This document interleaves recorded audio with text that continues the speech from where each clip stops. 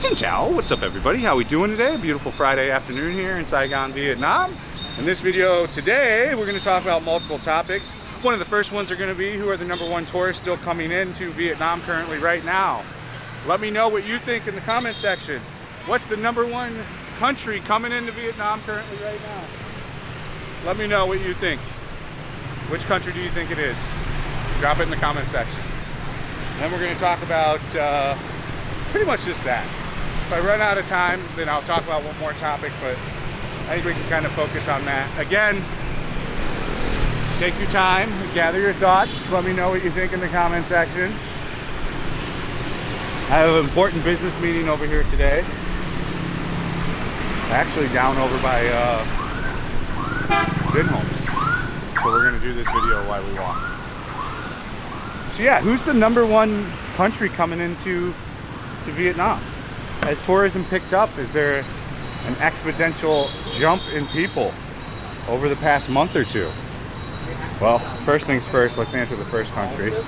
The #1 country, should be no surprise to anybody that watches my channel, coming to Vietnam is Korea. Korea is still #1 for entering Vietnam. So Korea is still winning.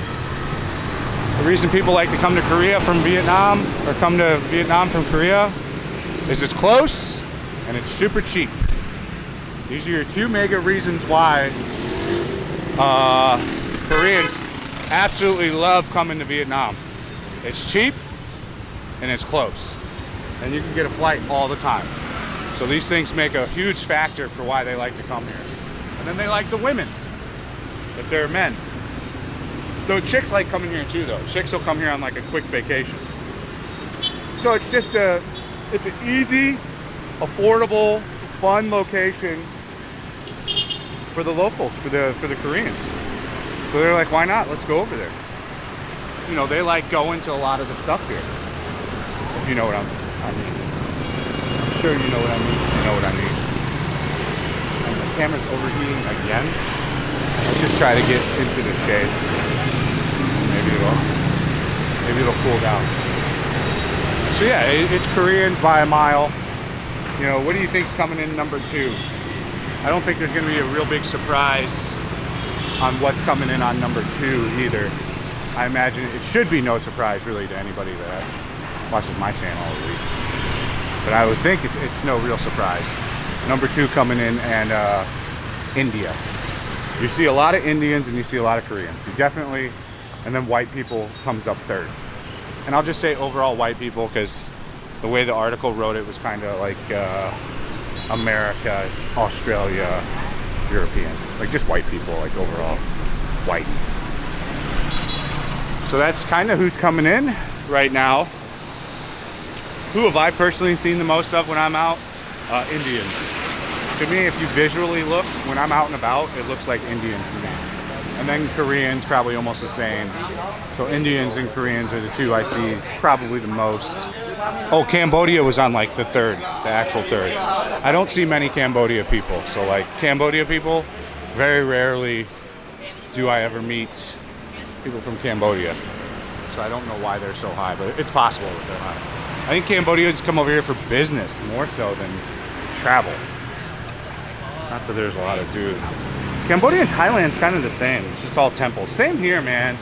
All the visual shit in Southeast Asia, it's the same shit. Waterfalls and temples, and yeah, the shit's all beautiful and great. And climb a mountain and yada, yada, yada. All that shit's cool. But it's all kind of the same. You kind of seen one temple. You kind of seen them all in Southeast Asia. They all kind of look and act and feel the same, you know? So, yeah, it's Koreans, no big surprise. I think what we're gonna see coming up next year, from my calculations, you know, I'm a math guy, as you can tell. You know, I have a master's degree in mathematics.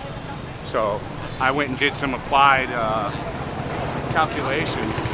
And my calculations told me that we're not gonna see even a 50% return of tourism for about a year here.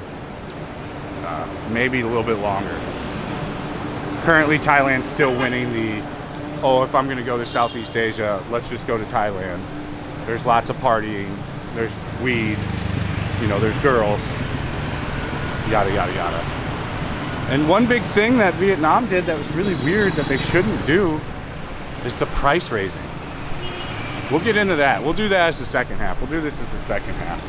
Is why are so many people not coming to Vietnam like they did before?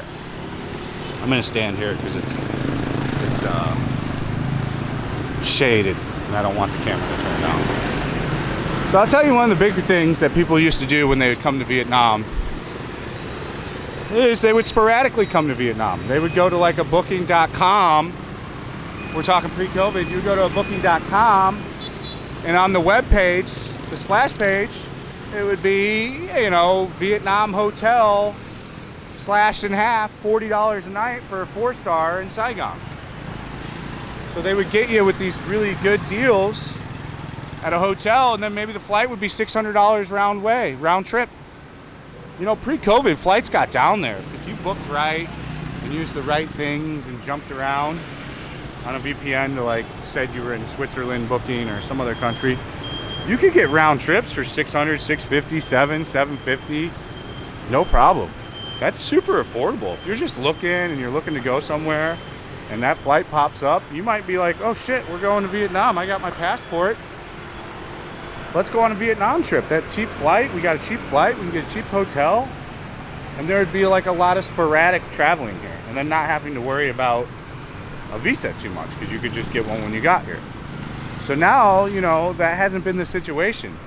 It's not been easy to just sporadically go inside of an app and see a good price and book a off-the-cuff vacation, because you might not get everything approved in time or might not have all the paperwork. Now I know, and if you know, if you've been coming here, you're gonna get your e-visa right away. You fill it out on a weekday, you're gonna have it in 2 days, 3 days. You know, you can still pretty much, as far as I'm concerned, that's, man, we gotta get out of the sun. We gotta go to the shade over here. I don't want this camera to die.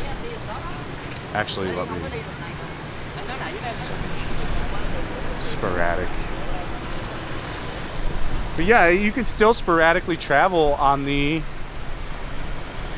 e-visa as far as I'm concerned. You know, it's not that big of a deal.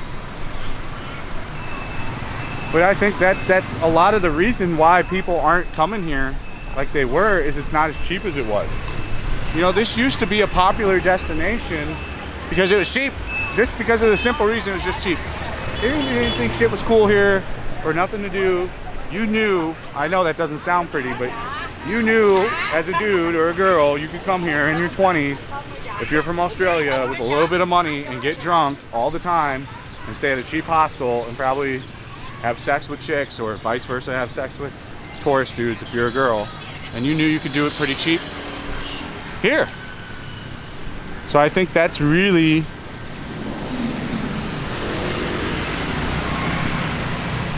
what happened, you know?